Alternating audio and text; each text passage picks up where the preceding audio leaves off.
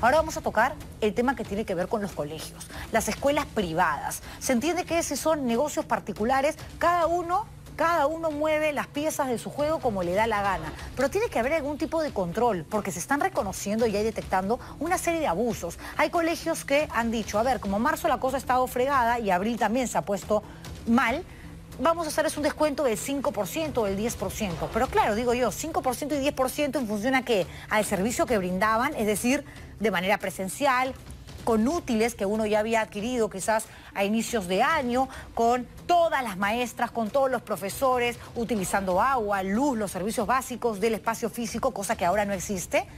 Sobre eso me vas a hacer un descuento. ¿Por qué no mejor un descuento sobre lo que me estás dando ahora, que es bastante menos, que es la educación virtual, donde además los papás tenemos que acompañar a los más chiquititos porque no son autónomos manejando una computadora y necesitan el lápiz que nos cuesta a nosotros, la cartulina que nos cuesta a nosotros, entre otras cosas? Crisólogo Cáceres ha sido hoy día bastante claro en algunos medios de comunicación como presidente de ASPEC hablando sobre este tema. Así que yo le agradezco. Gracias por estar con nosotros en el programa esta noche, Crisólogo. Realmente hay mucho por hablar y hay que darle algún tipo de tranquilidad a los padres de familia, porque no solamente se trata de marzo o abril. La gente no va a poder regresar a trabajar como si nada hubiese sucedido mayo, junio. Y quienes vuelvan van a recibir seguramente un monto bastante inferior a su remuneración real y hay otros que han perdido el trabajo. ¿Qué se hace en todo caso bajo esta coyuntura tan problemática y que tiene que ver con algo que resguardamos todos los padres, ¿no? Y que cuidamos, que es la educación de nuestros hijos? Gracias, Crisólogo Cáceres. Buenas noches. Buenas noches, Juliana. Un gusto acompañarte y efectivamente has hecho un resumen muy sucinto pero completo de la problemática que vienen afrontando los padres de familia.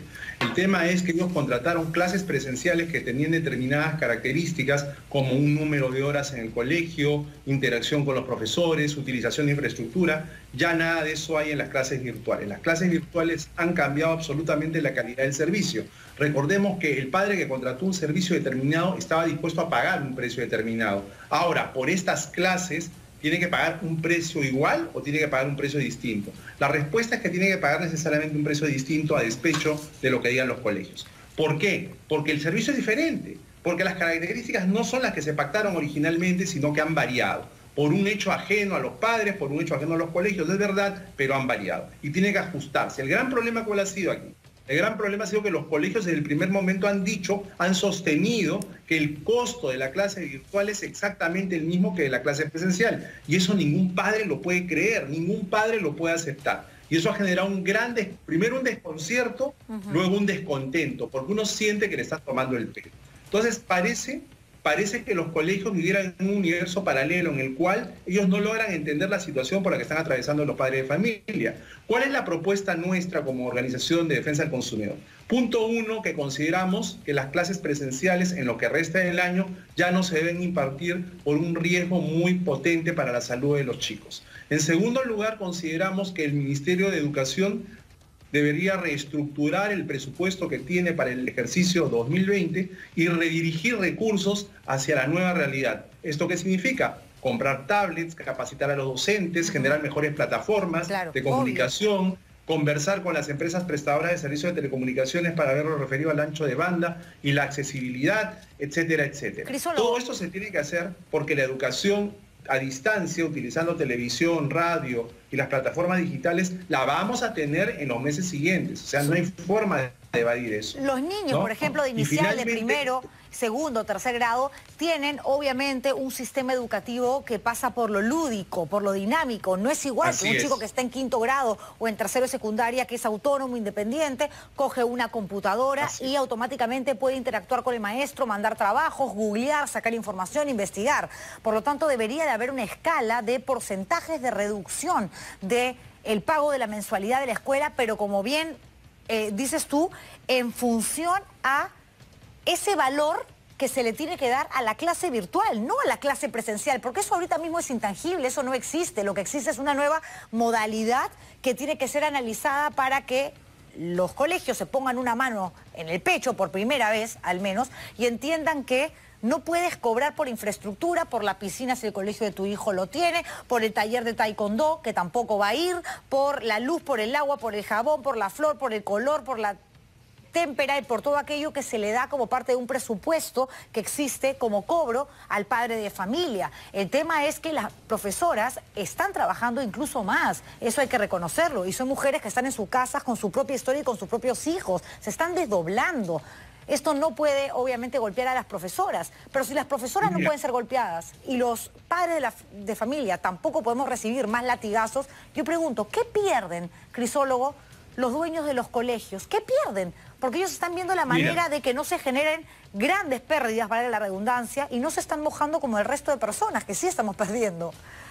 Claro, o sea, las personas no están saliendo a trabajar y eso implica una merma en los recursos, en los ingresos de todas las personas, sea lo que sea que ganen, sea que sean personas que tienen muchos ingresos o personas de pocos ingresos. Ahora, tú has tocado varios puntos, Julián. Primero, el tema de que justo mientras estás hablando de los niños, de los primeros niveles de la educación inicial, es lo mismo que me están preguntando mientras hablamos y los chicos de las universidades me dicen, oye, y todo lo que están hablando ustedes solo se refiere a los colegios, ¿y qué pasa con las universidades? Acá hay que hacer una exhortación a la SUNEDU, que hasta ahora permanece en un silencio que no comprendemos, para que dé lineamientos, pero en principio las mismas reglas que se aplican a los colegios se aplican a las universidades, es decir, uno tiene que pagar en función de la idoneidad del servicio. Si el servicio es aquello por lo que tú contrataste, pues bien, pagas de manera adecuada. Si no es idóneo, tienes el derecho de presentar un reclamo. Ahora, sobre el tema de las edades, en el caso de los chicos de educación inicial, no es posible que les cobren la pensión, pues, porque como tú acabas de manifestar, es un tipo de educación lúdica que tiene que ser necesariamente presencial. No puedes hacerla de manera virtual. Por lo tanto, yo no entiendo si los colegios a los niños de 3, 4 o 5 años les van a estar cobrando la pensión. En todo caso, ese es un tema que tendría que ser esclarecido y hasta ahora no lo ha sido. Hay un tema importante antes de pasar al otro punto, Crisólogo. Permíteme, lo que pasa es que no quiero que quede al aire un asunto que está relacionado a lo que acabas de mencionar, antes de ir al otro punto de mención. Se paga por la idoneidad. Efectivamente, hay maestrías, hay posgrados, carreras universitarias que se siguen online. Y se entiende que si a un alumno le dices, ¿estás aprendiendo? Sí, claro, porque investigo, hago esto. En la etapa escolar es diferente, porque además nunca se ha llevado a cabo de manera virtual. Es un aprendizaje tanto para el alumno como para el docente. Nos estamos acostumbrando todos a una nueva forma justamente de aprender. Y sobre eso, que puede ser abstracto, gaseoso, obviamente, porque es bastante intangible, sobre eso igual hay que buscar la manera de ponerle un precio. Y sobre ese precio ver la forma de que los padres encuentren la manera de que el pago sea asequible. Exacto, Juliana, has dado en el clavo. Hay que encontrar la manera de ponerle un precio, porque el precio de la clase presencial no es aplicable a este tipo de clase. Hay que ver un justo medio con los intereses, conciliar los intereses de los colegios con los intereses de los padres de familia. Para eso se requiere un diálogo y para eso tiene que haber una vocación. Entendemos que gracias a la campaña que se viene realizando a través de los medios, algunos colegios ya han empezado a bajar los precios, pero a veces en tono de burla, ¿no? Porque hay colegios que te dicen, ok, te voy a rebajar la pensión en 5%. Y eso es inaceptable, pues, eso es absolutamente inaceptable. Es un insulto, mejor que no te bajen nada. Que parece una burla. Totalmente. ¿No? Entonces los padres de familia quieren pagar, por supuesto que quieren pagar. Nadie está... Así es, nadie está mientras nos reconectamos. El no pago, nadie está fomentando eso. Lo que estamos fomentando es que sencillamente haya diálogo. Ya hoy día han salido noticias según las cuales el gobierno está preparando algún tipo de medida para ver el tema de las pensiones. O sea, el gobierno posiblemente entre a tallar. Y sería conveniente que lo haga si las partes no llegan a un entendimiento, pese a que lo venimos exhortando una y otra vez, pero no se llegó a un acuerdo. Te cuento, Juliana, que hemos lanzado ayer una encuesta online. Ayer ASPEC lanzó una encuesta online para que sea llenada por los padres de familia sobre estos temas que conversamos tú y yo esta noche. Pensábamos tener alrededor de 5.000 participantes en la encuesta. Te cuento que ya hemos superado los 40.000 participantes a nivel nacional. Lo que pasa es que es una vamos preocupación. A dar a conocer los resultados de la encuesta. Es una preocupación grande, porque además te dicen, ok, clases online. Y si tienes 3 hijos, ¿tienes acaso 3 computadoras, 3 tablets? Si tienes la capacidad económica, digamos, la suerte de tener plata, ¿dónde compras ahorita una computadora? ¿De dónde la sacas?